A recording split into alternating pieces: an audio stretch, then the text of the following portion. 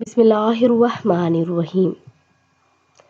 حدیث نبوی صلی اللہ علیہ وآلہ وسلم ہے کہ کچھ کلمات ایسے ہیں کہ 100 مرتبہ پڑھنے والا کبھی محروم نہیں ہوتا۔